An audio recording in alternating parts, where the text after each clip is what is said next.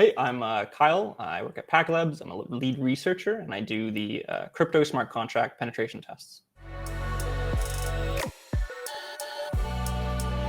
At Packetlabs, we do both manual as well as automated for smart contract applications.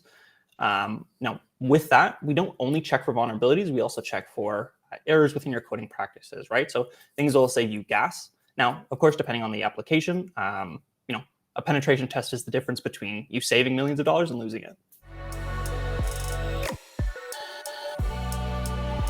One of the dApps I was testing at one time was for ERC 721 tokens, which is NFTs, if you're not familiar. And if you kind of know NFTs, you know that the actual image itself isn't usually stored on the blockchain. It's usually stored on a centralized server.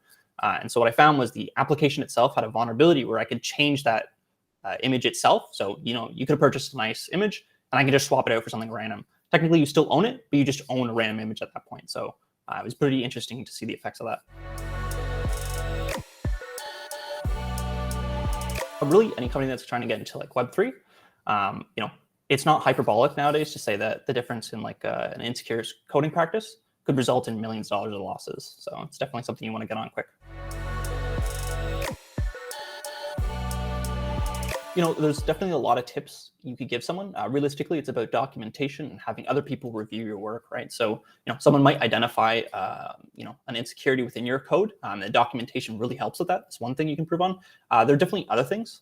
So, for instance, utilizing any Open Zeppelin library. Those are built really well, and you can implement those relatively easy. Another thing would be, utilizing automated tools. So, Mithril, Slither. These are great tools for someone at least trying to protect the contract in some way.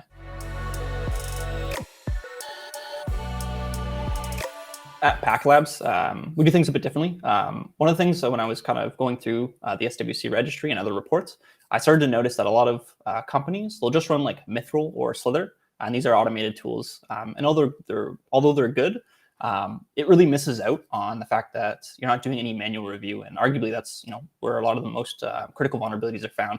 So at Packetlabs, we deploy your infrastructure, your smart contracts over a testnet. Personally, I use Truffle, and then we go through it and ensure that there's no vulnerabilities related to the SWC registry or anything like that. And realistically, that's what's going to set you apart between a good pen testing firm and a bad one.